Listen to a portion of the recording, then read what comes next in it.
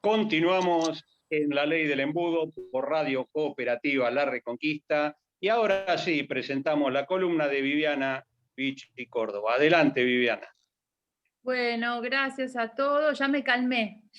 Ahora que no estamos hablando de grandes corporaciones, me tranquilizo un poco y me suavizo un poco. Vamos a Bueno, volver sobre eso. claro. No, Lili me tocó un punto ahí, me tocó un punto de ira importante. Básicamente porque yo después lo veo acá también, ¿no? En consulta. Bueno, a ver, recibimos un llamado calculo que una señora más o menos de entre 50, 60, 70 ahí, más o menos, con una prediabetes, con una prediabetes. Es más No, joven, es es más más joven. joven. Ah, 40. Me dicen acá por cucaracha que es de Sí, 40, perdón. 50 años a lo sumo, No, no no creo que dijimos más la que... edad, es más joven. Perdón. Bueno, sin Es una ofender. compañera joven. Claro, una compañera joven, ahí va. Acabamos Bueno, de perder un oyente. no, qué horror, qué horror. Yo la llamo para pedir disculpas. Bueno, más allá de ella, ¿no? De cómo ella relataba en el audio la construcción de sus síntomas y que fue al médico y lo que la doctora le fue recomendando y etcétera,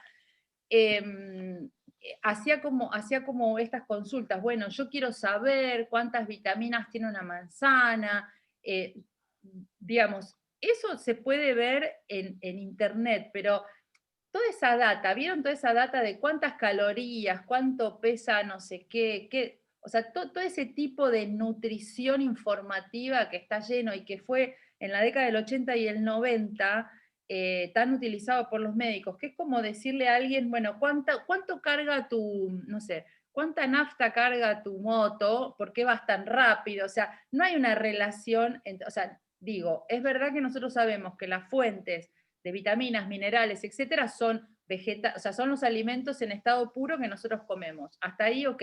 Ahora, después hay diferentes edades y hay diferentes requerimientos. Entonces, el nutricionista tiene que informar los requerimientos promedio, también por la actividad física que esa persona desarrolle, por el tipo de vida que tenga, etcétera.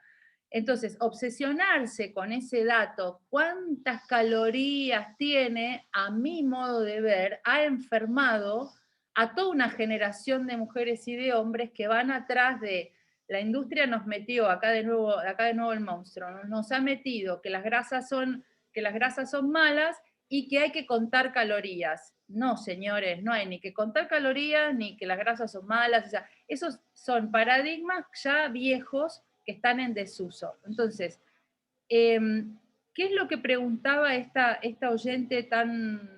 Calculo que cuando aparece una enfermedad de estas, que yo llamo enfermedades silenciosas o síntomas, que no son enfermedades, perdón, síntomas silenciosos, guardan relación con la columna de la semana pasada cuando yo les contaba que todos estos síntomas que van apareciendo, colesterol, gota, diabetes, hasta precánceres también, tienen una relación directa con la inflamación subclínica, porque nosotros tenemos una alimentación que no es fisiológica en relación a qué tipo de animales somos. Entonces, si nosotros comemos un montón, consciente o inconscientemente, de glucosa, pero de glucosa que viene de algún modo vedada o, digamos, engañada. Entonces, a mí me ha pasado muchas personas que dicen, no, pero si yo como yogur light con cereales, o sea, con copos de cereales. Bueno, los copos tienen un montón de azúcar, el yogur tiene un montón de azúcar, más allá que sea o no sea light. Entonces, ¿qué quiero decir con esto?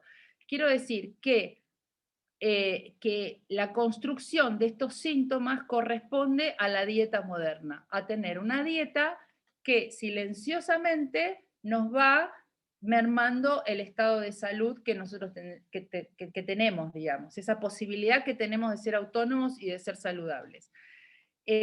Hasta acá me voy explicando, tengo una lista de algunos, o una propuesta de algunos alimentos que esta chica que nos consultó puede sumar a su dieta, y algunos que debería retirar inmediatamente. ¿Les interesa saberlos? ¿Sí? ¿Vamos con eso? Bueno, normalmente, sí, a ver, francamente, normalmente hay que entender lo siguiente. ¿Qué hago? Normalmente hay que entender lo adelante.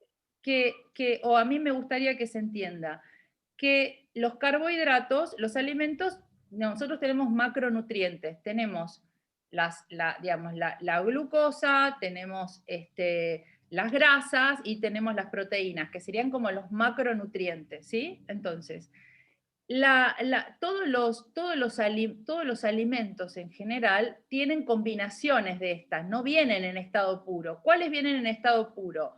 Obviamente el aceite es un lípido, o sea, es una grasa, obviamente el azúcar es glucosa al 100%, pero entonces en estas combinaciones, una persona con esta situación basal que tiene la oyente, tiene que erradicar completamente los almidones y la glucosa. O sea, ¿qué serían? El arroz, el trigo, la avena, las frutas de alto índice glucémico, como la banana, como la papaya, como el mango. O sea, todo, digamos, en internet tendría ella que buscarse, es mi consejo, ¿no? Una tablita que se llama tablita del índice glucémico, de alimentos del índice glucémico, y buscar, llevar una dieta con todos los alimentos que estén en el rango de bajo índice glucémico a medio. ¿Qué es lo que pasa con esto? O sea, nosotros decimos, bueno, arroz. Si una persona está acostumbrada a comer arroz, es un cereal, está bien, pero el arroz, cuando ingresa en el cuerpo, para el cuerpo, no es indistinto de comerse una cuchara de azúcar. Tiene que hacer una ruta un poquito más complicada para obtener la glucosa de eso, pero es prácticamente glucosa. Las galletitas son glucosa. Digo lo del arroz porque muchas mujeres, cuando entran en este estado, reciben este diagnóstico, dicen, bueno, yo no estoy comiendo galletitas, estoy comiendo discos de arroz con queso crema light, por ejemplo. ¿Vieron las galletas de arroz, esas que no tienen sabor a nada, con gusto a telgopor? Bueno, eso tiene mucho índice glucémico, casi como el trigo. Entonces, retirar todo lo que sea almidón digamos, o gluten. O sea, cualquiera de esas dos cosas fuera. ¿Qué otras cosas? Papa al horno, papa hervida, o sea, digamos, tubérculos que tienen mucho almidón, que por lo tanto tienen un montón de azúcar también. Calabaza, zanahoria, y tratar de no comer ese tipo de alimentos a la noche, ni a la mañana, en ninguna de las dos puntas del día. O sea, reducir completamente el nivel de azúcar a cero en el desayuno, o sea, que esa tostadita con mermeladita light, out. El quesito untable, out. Y a la noche, los fideos con salsa de tomate, fuera. ¿Qué tiene que comer una persona en este preestado? Tiene que llevar una dieta lo más cetogénica posible. ¿Qué quiero decir con esto? Vegetales de hoja, vegetales de bajo índice glucémico como zucchini, berenjena, espárragos, alcauciles, achicoria, hinojo, arvejas, lentejas, que igual tienen carbohidrato, pero en baja cantidad, garbanzos, y una dieta mucho más proteica, o sea, mucha más cantidad de proteína en la dieta. Hasta acá me voy explicando. ¿Me quieren hacer preguntas? ¿Les Está quedaron perfecto. dudas? Me ¿Y la dicen. proteína ahí de dónde sale? De todo eso que dijiste. ¿Cómo? De todos esos alimentos que dijiste, ¿de dónde sale la proteína? No. Las combinaciones, lo que quiero decir es que una persona que está en una prediabetes tiene que hacer un escalonamiento bastante rápido en la baja de glucosa presente en la dieta. Por lo tanto, tiene que construir puentes. Si ella come trigo, tiene que comer trigo integral. Y después del trigo integral tiene que pasar al centeno. Y del centeno tiene que pasar al trigo sarraceno. O sea, tiene que hacer puentes. ¿Por qué no se pueden hacer bruscos? Porque ya hay una alteración con el azúcar. Entonces ella se va a empezar a sentir mal cuando haya menos azúcar disponible, porque su estado está alterado, o sea, su sistema fisiológico está alterado. Entonces, lo que digo es, esto por un lado, bajar el tipo de fuente de carbohidrato que ella recibe. Y la proteína de fuente animal, medida, no excesiva, porque también cuando uno tiene una dieta muy proteica, con mucha presencia de proteína, la carne también tiene azúcar. Y es muy tóxica el azúcar de la carne. Entonces, las personas que tienen una dieta hiperproteica también tienen problemas de oxidación por parte del azúcar presente en la carne. Entonces, todo en una justa medida. Poca cantidad de proteína, pero proteína animal o proteína vegetal.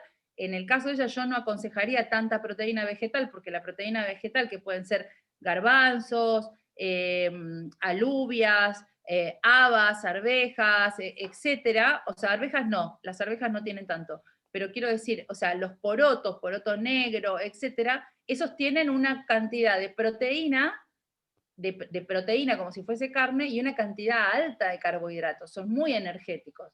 Lo que pasa es que tienen un tipo de carbohidrato de degradación lenta, no le va a dar un pico de glucemia como le da con los alimentos que se ve que ha ido ingiriendo hace mucho tiempo.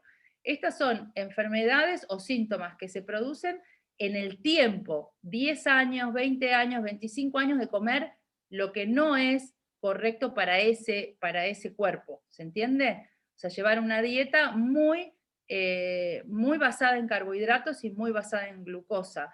Y eso termina enfermando el termostato que uno tiene para medirlo. O sea, se cansa, el cuerpo se cansa porque se agota de gestionar ese nivel de glucosa en sangre.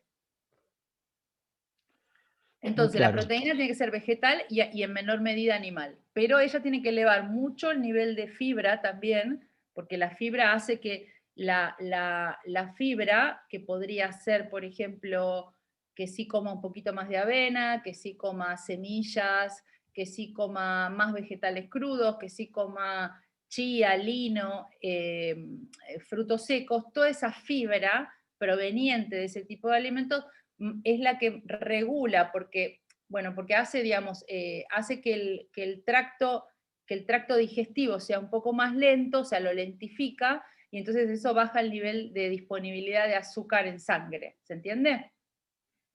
Perfecto. Bien. Se entendió muy bien. ¿Alguna consulta, muchachos? Luis, algo que me quieran decir, Rodo? ¿Estamos hasta acá? ¿Les parece que respondí la consulta de nuestra oyente joven? Sí, me pareció que sí, tampoco es una piba, pero es una compañera. A mí me queda una sola cuestión, ¿no? Dale. Si yo, porque la disputa es qué hay que comer entonces. Bueno, vamos con ese ensayo, ¿qué hay que comer? La primera propuesta de acá esta semana que yo les digo es, normalmente, ¿qué es lo que hay que sacar? O sea, ¿cuál es la primera cosa? Retirar el azúcar agregada que nosotros le ponemos al mate, al café, retirarlo. Al límite, siempre utilizo esto acá en consulta, es al límite que te ponga de mal humor. O sea, que te dé bronca no tomar esa bebida azucarada, hay que retirarlo. La segunda cosa que hay que hacer, hay que retirar los edulcorantes, porque los edulcorantes, como decía Lili, son nocivos porque el cuerpo no está diseñado para recibirlos como, o sea, no tiene sensores, por lo tanto cree que son antígenos. Y aparte son irruptores endocrinos en el cerebro, o sea, es veneno puro. Entonces, primero el azúcar, después los edulcorantes y el stevia en muy poca cantidad. Esto quiere decir, sí, porque también es un poquito, produce acostumbramiento. ¿Por qué? Porque los edulcorantes, inclusive el stevia, le dicen al cerebro que hay un montón de azúcar disponible. Pero después cuando el cerebro va a buscar ese azúcar para hacer diferentes funciones o para dar energía, encuentra que no hay. Entonces vuelve a mandar la señal de que es necesario comer azúcar. Vuelve a ir a buscar, a ver si hay energía para gestionarla, para mandarla al hígado, para que la persona esté vital, y se da cuenta que no hay. Y vuelve. Entonces es como todo un loop, o sea, funciona como un avisador ese nivel de glucosa y la insulina. Le dice al cerebro, hay un montón de energía, el cerebro inyecta insulina, pero la persona tiene como picos de energía que bajan, picos de energía que bajan. Eso es pésimo para la salud. Nosotros tenemos que tener el azúcar constante a lo largo del día. Eso nos va a permitir más energía. ¿Qué hay que comer? Proteínas, en todas las ingestas que uno pueda. Esto quiere decir, por ejemplo, un huevo de la mañana, yo sé que la palta está carísima, pero palta, un queso de semillas o algún queso que a uno le guste, madurado, en poca cantidad, un poco de fiambre. Hay que comer, o sea, depende de la dieta. Si uno es vegano, a la mañana no, hay que comer, ir haciendo este puente de ir dejando la harina refinada, pasar a la harina integral, después pasar a la harina integral orgánica, después pasar al centeno, desde el centeno pasar a los granos antiguos que no tienen gluten. Por ejemplo, quinoa, trigo sarraceno, mijo y espelta. Todos esos granos son granos antiguos que no están modificados genéticamente y que no elevan el nivel de azúcar en sangre. Entonces, meter esos granos al mediodía con mucho más crudo, más ensalada, y a la noche comer un poco, si uno es vegano, bueno, una hamburguesa de lentejas, con arroz integral, etcétera, más vegetales, y si uno es carnívoro, dentro de lo posible, la mayor cantidad de pescado o carne blanca, y si no, carne.